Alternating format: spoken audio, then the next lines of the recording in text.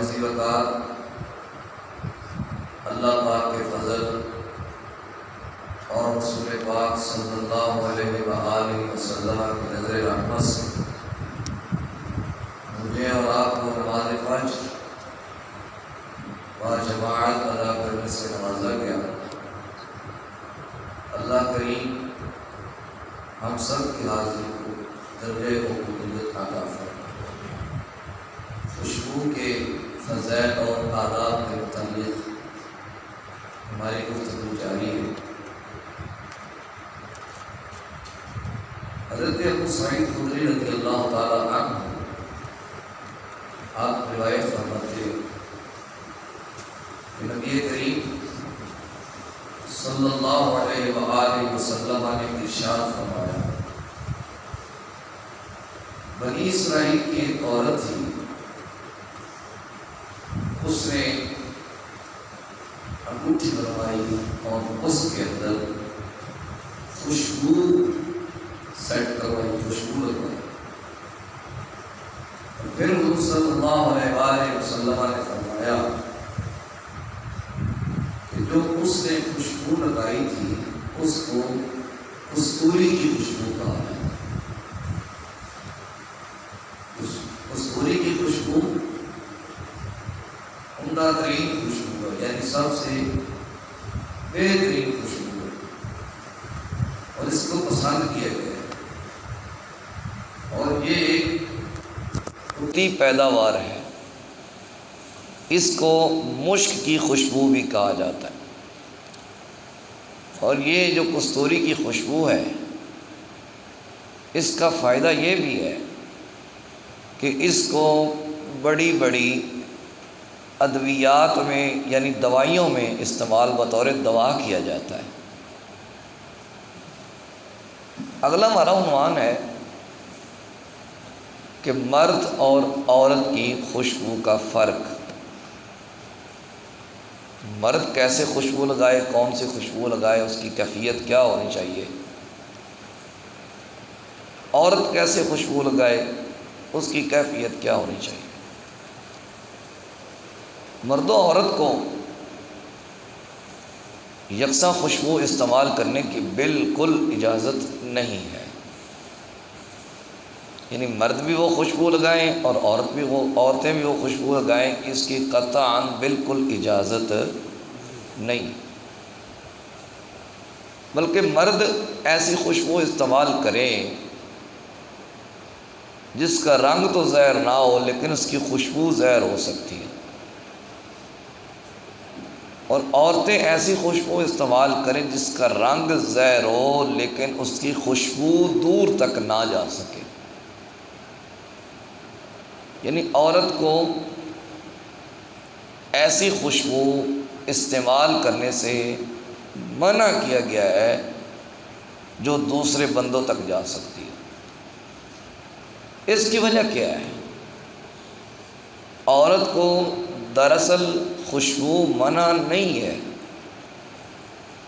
کیا میں نے کہا؟ عورت کو خوشبو منع نہیں ہے۔ یہ جو اسلام کہہ رہا ہے کہ تو ایسی خوشبو استعمال کر جو دور تک نہ پہنچ سکے، اس سے عورت کی تحفظ کی جو رائے ہیں وہ اسلام ہموار کرنا چاہتا ہے۔ کیوں؟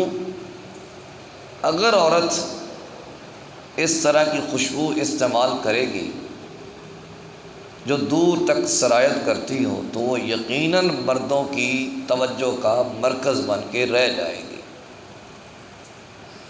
کیونکہ یہ خوشبو ایک ایسی چیز ہے جو بندے کو دوسرے کی طرف خود بخود مائل کرتی ہے۔ آپ دیکھتے نہیں، اگر کسی بندے نے اچھی خوشبو لگائی ہو تو ہر بندہ اس سے پوچھنے سے مجبور ہے، یہ تو نے کون سی خوشبو استعمال کی؟ یعنی اس سے پتہ یہ چلا کہ جو خوشبو ہے یہ توجہ کا مرکز بن کے رہ جاتی ہے۔ تو عورت کو اسلام اس چیز سے بچانا چاہتا ہے کہ وہ دوسروں کی توجہ کا مرکز بن کے رہے، لہذا بازاروں میں اس طرح کی خوشبو لگا کے نکلنا تیز پرفیوم لگا کے نکلنا عورتوں کے لیے بالکل شرعاً ناجائز ہے۔ حضرت ابو ہریرہ رضی اللہ تعالی عنہ بیان کرتے ہیں کہ نبی کریم صلی اللہ علیہ وآلہ وسلم نے فرمایا، مرد ایسی خوشبو استعمال کریں جس کا رنگ ہو لیکن جس کا رنگ نہ ہو اس کی خوشبو ہو، عورت ایسی خوشبو استعمال کرے جس کا رنگ ہو لیکن اس کی خوشبو نہ ہو، یعنی دور تک اس کی خوشبو سرایت نہ کرتی۔ تیسرا ہمارا عنوان ہے کہ خوشبو کا اظہار کرنا۔ مرد کے لیے تو بہر صورت جائز ہے کہ وہ جناب اچھی خوشبو لگا کے اس کا اظہار کر سکتا ہے، اس میں کسی قسم کی کوئی شرعی قباحت نہیں ہے، کوئی شرعی ممانعت نہیں ہے۔ لیکن عورت کے لیے کیا حکم ہے؟ حضرت ابو موسیٰ اشعری رضی اللہ تعالی عنہ بیان کرتے ہیں کہ نبی کریم صلی اللہ علیہ وآلہ وسلم نے فرمایا، جو عورت خوشبو لگا کے لوگوں کے پاس اس نیت سے گئی کہ وہ اپنی خوشبو کا اظہار کرے، وہ زانیہ ہے، وہ عورت زانی ہے۔ کیوں؟ جو اس کی خوشبو ہے وہ اس نے اس نیت سے لگا رکھی ہے کہ یہ میں خوشبو لگا کے لوگوں کے پاس سے گزروں گی یا لوگوں کے پاس جاؤں گی تو میں لوگوں کی توجہ کا مرکز بن کے رہ جاؤں گی۔ یاد رکھیں، اس طرح خوشبو کا استعمال کرنا یہ زنا کے زمرے میں آتا ہے۔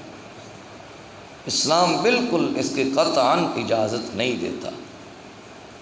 ہاں، عورت اپنے میاں صاحب کی خوشی کے لیے گھر میں رہتے ہوئے اچھی خوشبو کا استعمال کر سکتی ہے۔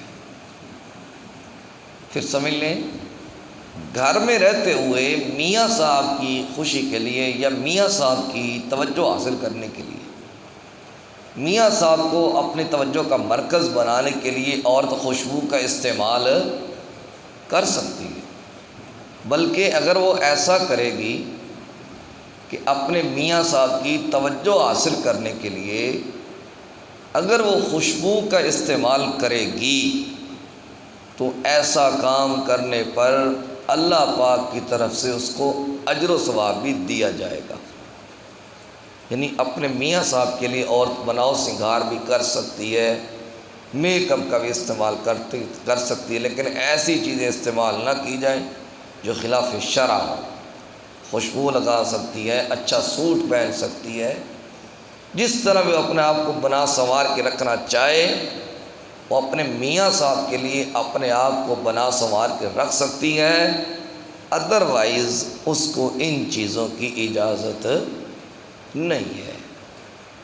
اب یہ تو تھا ہمارا عنوان، لیکن یہاں پہ میں ایک چیز اور اس سے ہٹ کے آپ کو عرض کروں۔ بعض بندوں کو ایسی خوشبو استعمال کرنے کی عادت ہوتی ہے یا وہ اس طرح کی خوشبو پسند کرتے ہیں کہ جب وہ خوشبو لگا کے آتے ہیں تو جو مجمع ہوتا ہے یا جو آڈینس بیٹھی ہوتی ہے اس کے اندر ایک عجیب سی کیفیت پیدا ہو جاتی ہے، جسے کہتے ہیں تیز خوشبو لگانا۔ خوشبو بھی ہم ایسی استعمال کریں کہ جس کے ساتھ کوئی اکتاہٹ کا شکار نہ ہو، یعنی کسی قسم کی کوئی پریشانی واقع نہیں ہونی چاہیے، بلکہ خوشبو ایسی استعمال کی جائے کہ جب بندہ اس مجمع کے اندر داخل ہو تو بندے کی خوشبو کی وجہ سے مجمع کے اندر ایک رونق سی پیدا ہو جائے۔ تو اس طرح کی چیزیں اگر ہم سیکھیں، یہ دین کا حصہ ہے، زندگی کا حصہ ہے۔ اگر ان چیزوں کی طرف ہم توجہ نہیں دیں گے تو یقیناً ہم بربادی کی طرف گامزن ہیں۔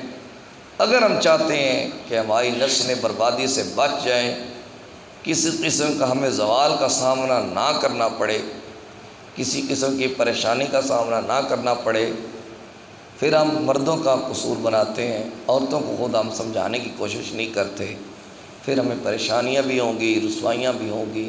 اللہ کریم ہمیں دین رسول صلی اللہ علیہ وسلم کے مطابق زندگی کو بسر کرنے کی توفیق عطا فرمائے۔ افضل